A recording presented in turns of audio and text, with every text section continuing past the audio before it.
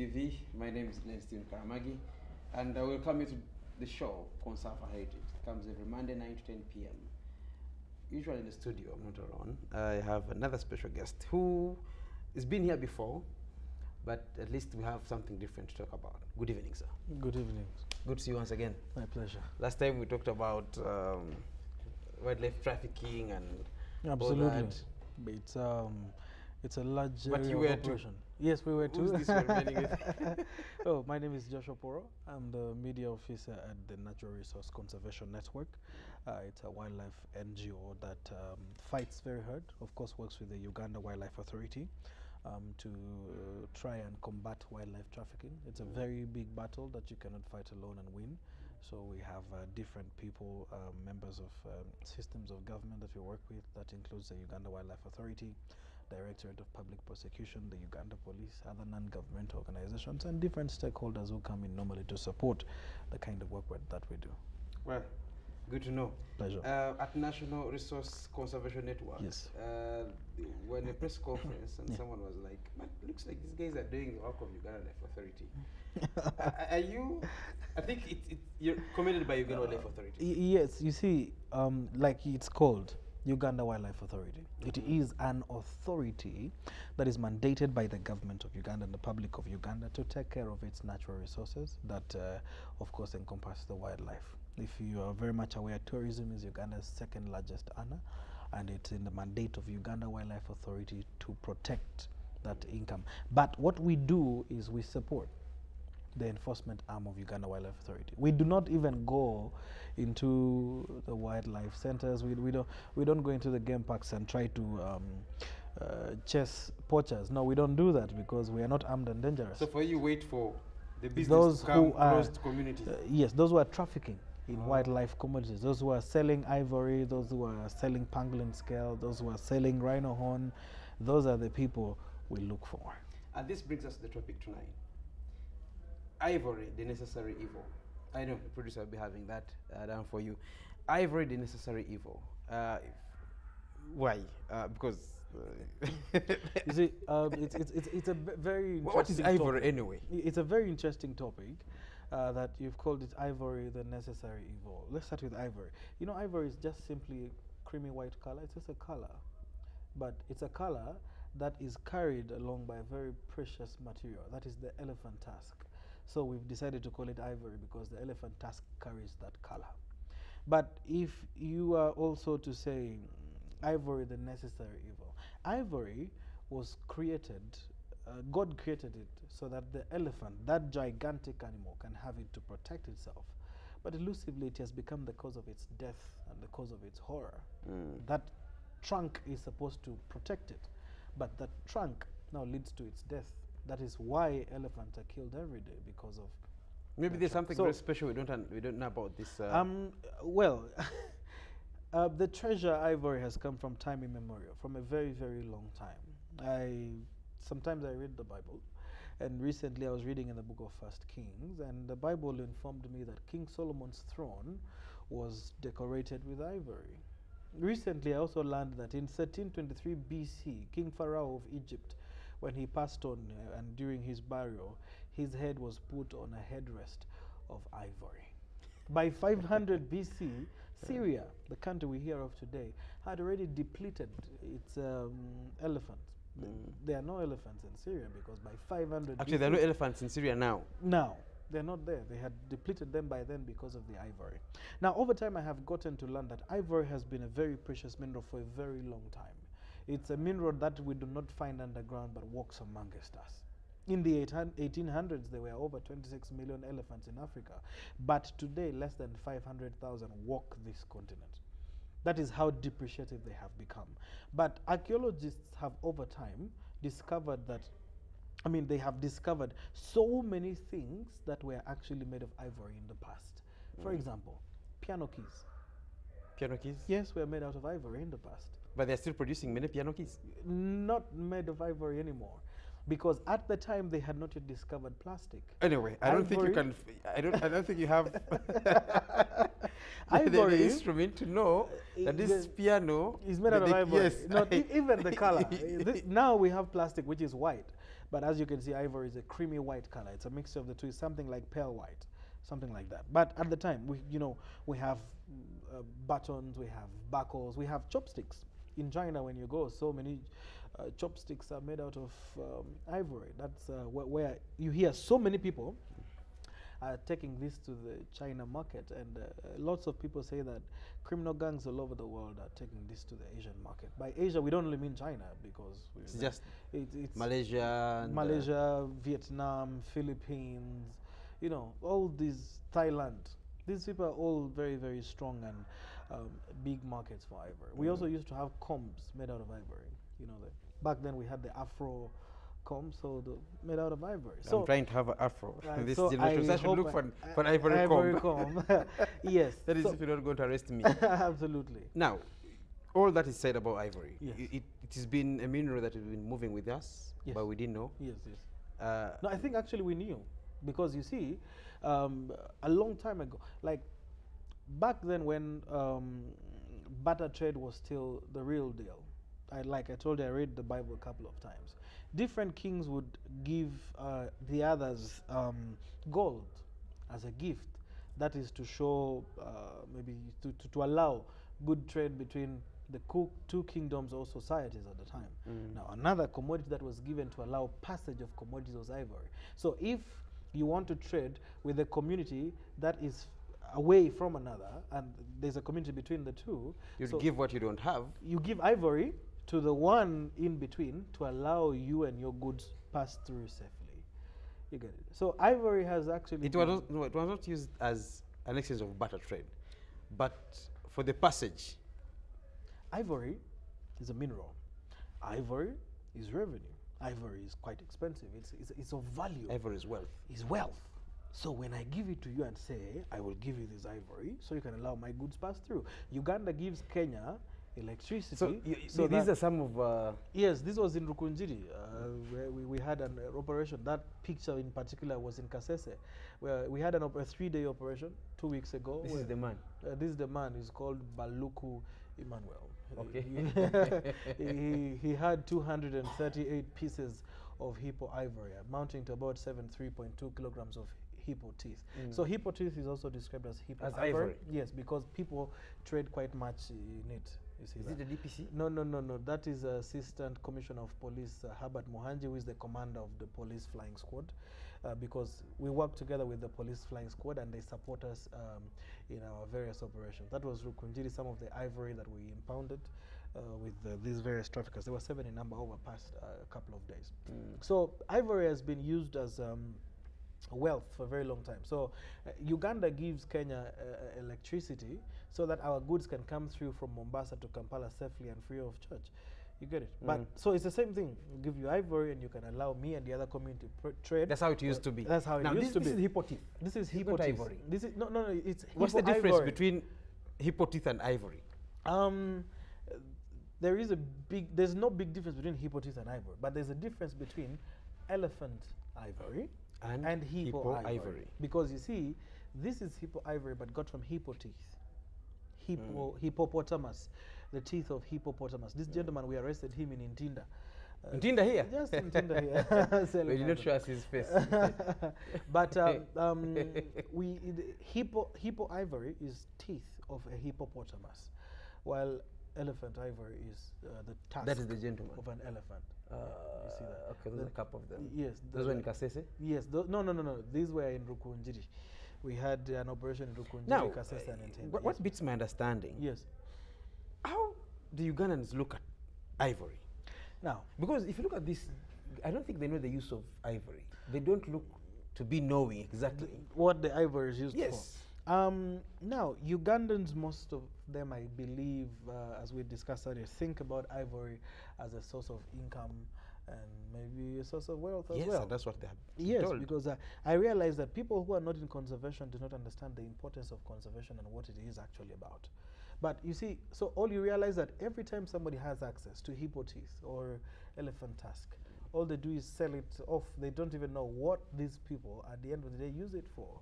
But over time, we've got to discover that actually Ivory is not used for any health benefits, as it's always been alleged. You see, now there's, well, sorry for taking out of It's all ivory. When you look at pangolins, they tell us, you see, Yes. cancer, sijui. So as rhino horn, they say rhino horn and pangolin scale is used to produce medicines for cancer, but I myself have never come across any medicine for cancer. For cancer and from pangolin scale or rhino horn. I have not come across any of those. But when you look at elephant tusk and the hippo teeth, these are used to just make hand bangles, necklaces, chopsticks, spoons, a whole lot of things. And some people just have it in their house. You see, you come the guy's house and he has two small pieces of ivory just standing, hanging across each other. Yes, is that real ivory? And says, yes, that's real ivory. How much did it cost you, my friend? Now, what's the difference of finding someone having ivory in the house, just Yes. like you said, and how different would it look like if you found me with a red hand ivory and this one who has it in the house? The bottom line is we found you with ivory. Would you arrest me if you found my...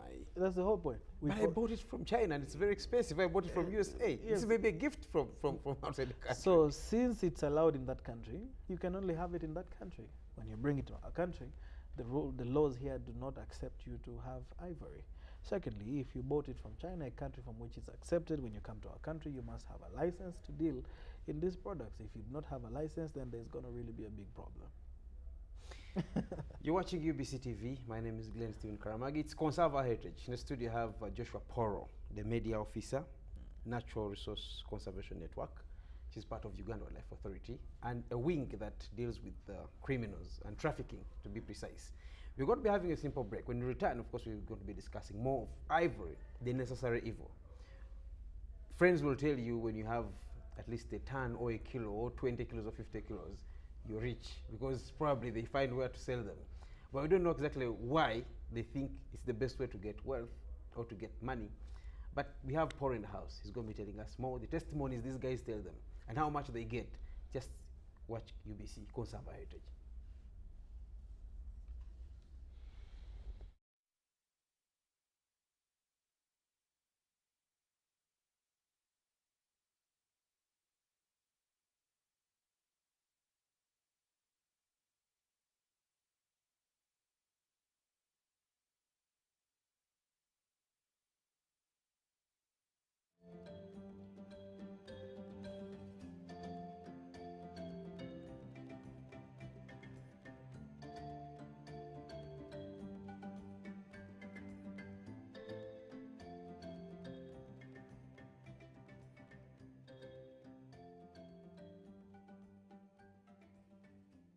This is Independent Sound. UBC has 11 sister radio stations spread throughout the country to educate, inform, and entertain.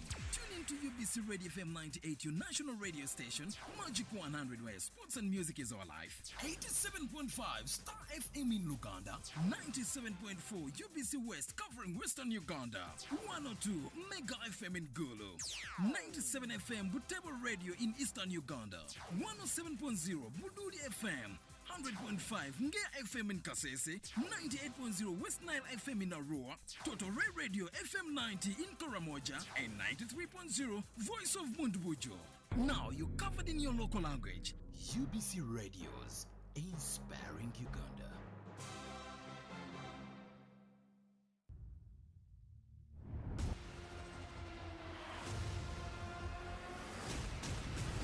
The new leader of the South. The Bloc government murdered him. You ready to get your son? Let's go. It's hard for the good man to be a king. Oh, come on.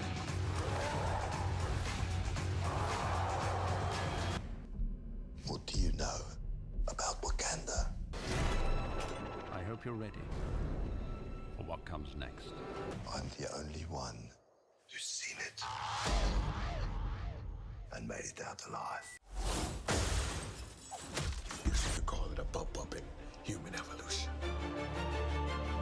Well, I'm crazy about you. I'm crazy about you. Oh, hell yeah. There's no hunting like the hunting of man.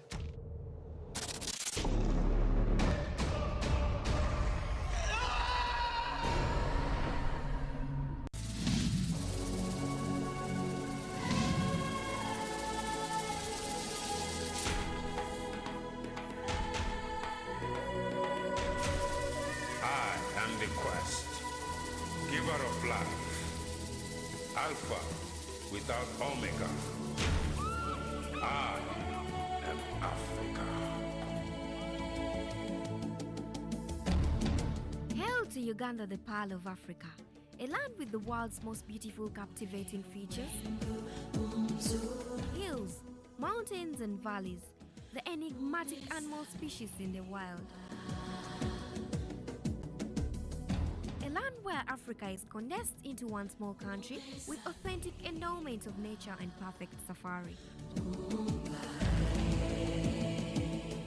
Uganda, the Pearl of Africa, is without the crowds with abundant primates, wildlife and stunning scenery.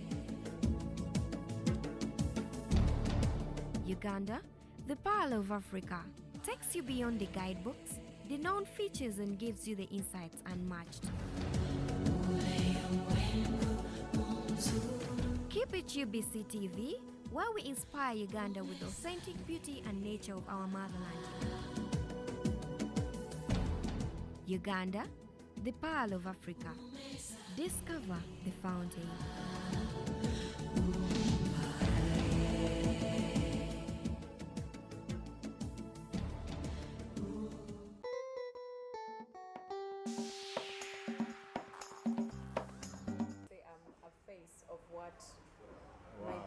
Represent. That's a strong thing. Yeah. That's a strong thing. What they represent.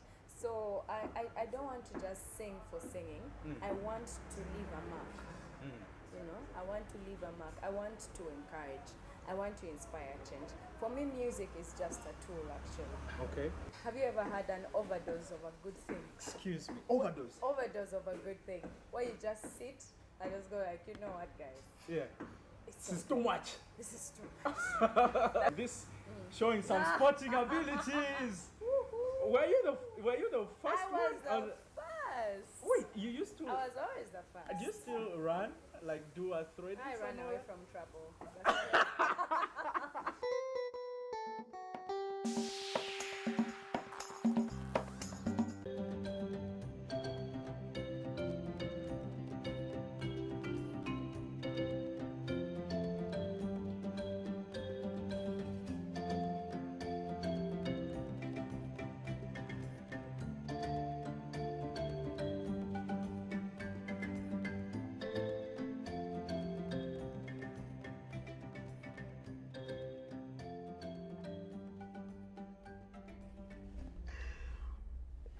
You're still watching Conserve Our Heritage. My name is Glen Stephen K, having a chat with Joshua Poro, the Media Officer, Natural Resource Conservation Network.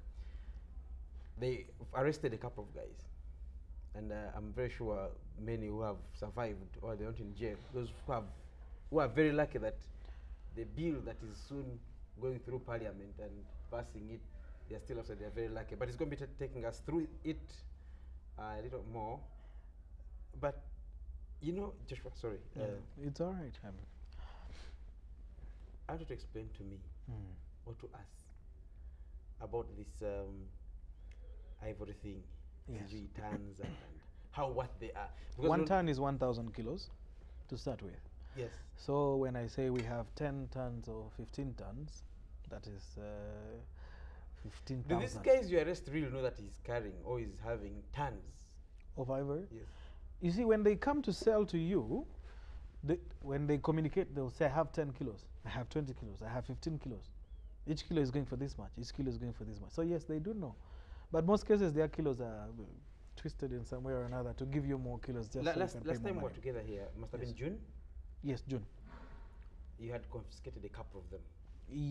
Yes, about between January to June, we had done about 1.5 tons of ivory. From June to now, have you added? From June to now, yes, because in total now we have done about 1.8, 1.9 tons. So it's a whole lot of. What does this mean? Well, does this mean that people now know the value of business and now they can easily go for it, or it's because you are arresting many that you're finding after the business has been going on? Okay, last year alone, Africa lost 20,000 elephants. 20,000? 20,000 elephants. Africa? Yes, Africa as a whole. Uganda inclusive. Uganda inclusive. Lost 20,000 elephants. That is a whole lot of ivory. Let me give an example. In 2011, 23 metric tons of ivory was confiscated. That meant 2,500 elephants had died. But you see, why I don't believe in your statistics either way, because maybe these are ivories of 2013. And some of these are fresh. You know, now there are laboratory tests that can be carried out to find out, one, the origin of the elephant, how long it's been dead, and people carry out these tests. The world is advancing, and that is one of the greatest challenges we are facing as conservationists, because people are finding new ways to kill the elephants. But either way, this year alone, we have confiscated about 1.8 tons. 1.8 tons.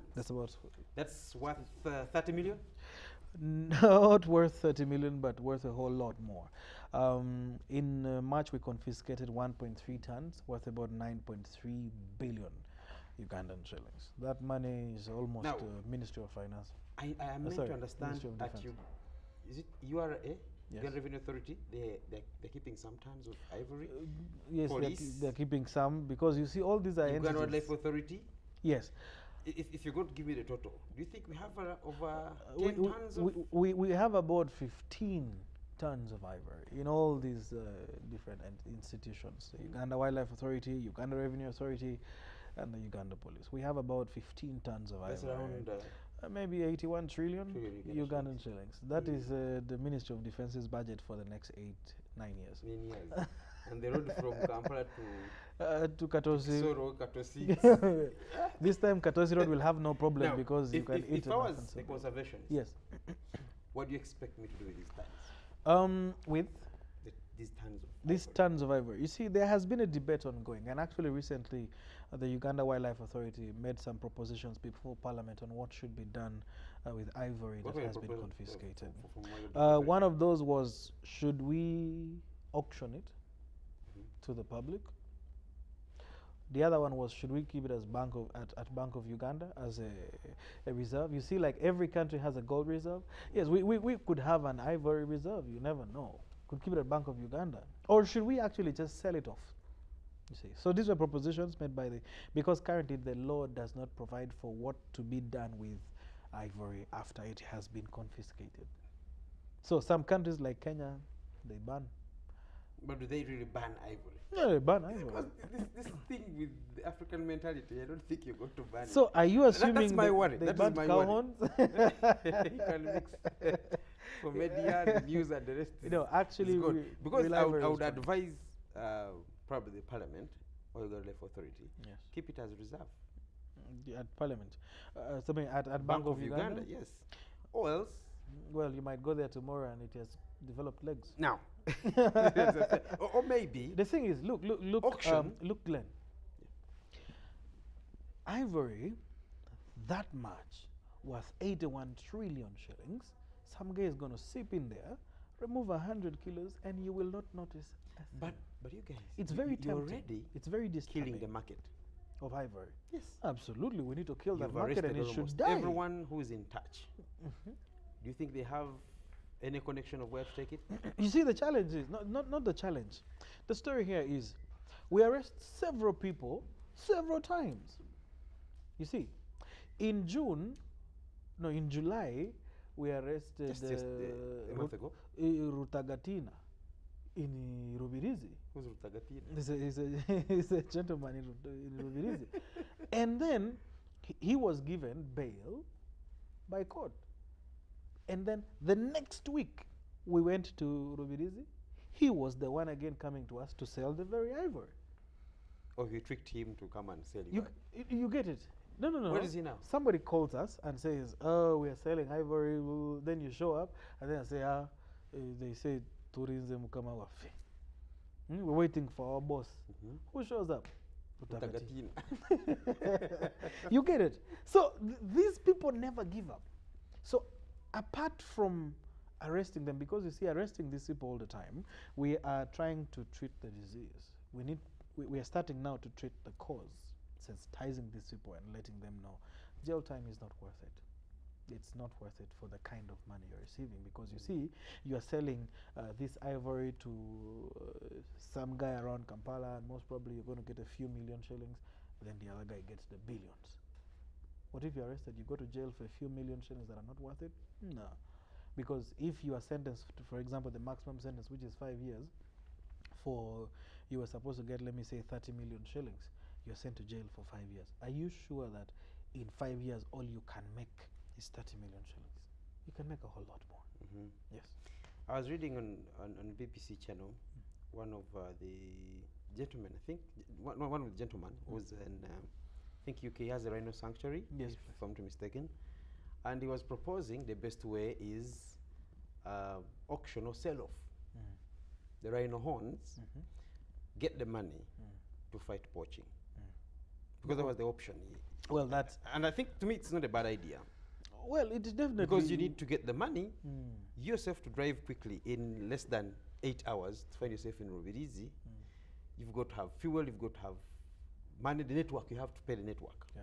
You know, I don't think they're just doing it for the love of nature. You must pay them. Well, your institution must have money, though not enough, to have this done. Well, it's somebody says an opinion is like a nose. Everybody's entitled to one. Confiscating ivory, arresting people, sending them to jail, selling it is a double standard. You're arresting people for the very, you're doing the same very thing for which you are arresting people. You're arresting people for selling ivory, and you yourself, you're selling ivory, creating more market for the ivory. No, his view was, this is what he said. You see, when you decide to burn it, yes, destroy it, take you it out of the destroy it, picture. yes, now that means you're going to create more demand. It's going to be very scarce. That you see, the businessmen no. will go down, look for it. When the best way is sell it off. I understand the economics of this business. Yeah. More scarce the commodity, the more expensive it's going to become. What you do is, you've destroyed the ivory. You have made it very scarce.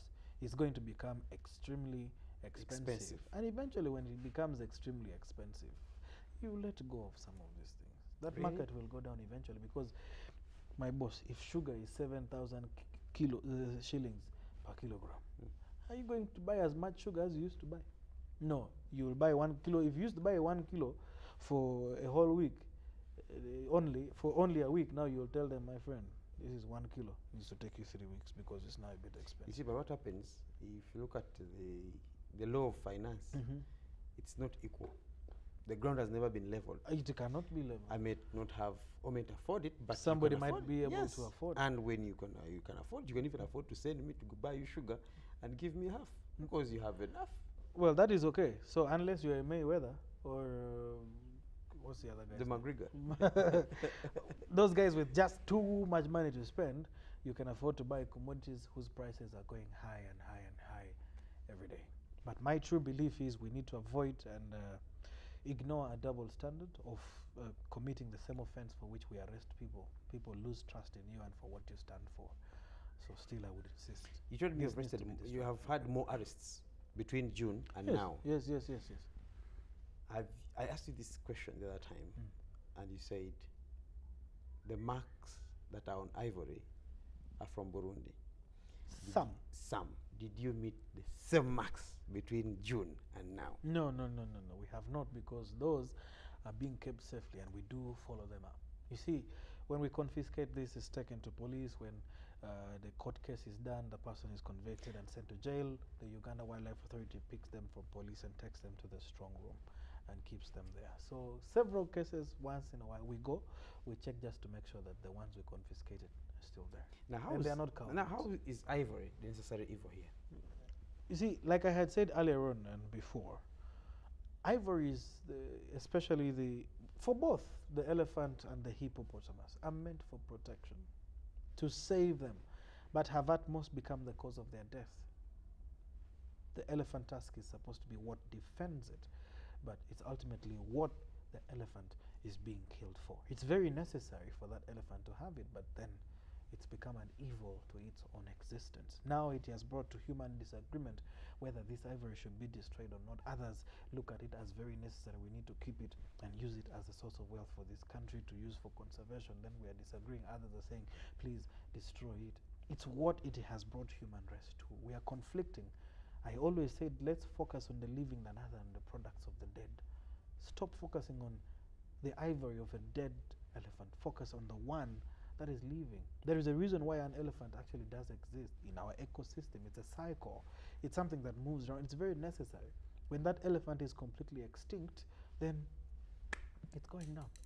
Within the era in which we are living today, there has never been a time in history when an elephant is more likely to fall to whatever type of modern technique that we have of killing them is than today. No, but you see, when you look at United Life Authority statistics, they will tell you for a couple of years, the elephants are now growing. Between 2011 and 2014, yes, we have had 5,526 elephants. Probably now they have gone higher because of the vigilance. Yeah, which means we are protecting. Protecting. It means them, we are working. Now, does it mean that since they are doing a good job in Zimbabwe, they are trading a live elephant? They are selling the whole elephant actually. So you can go to Zimbabwe and say, look, I want to hunt an elephant. Then they just say, okay, that one is yours. You're going to pay these amounts of thousands of dollars.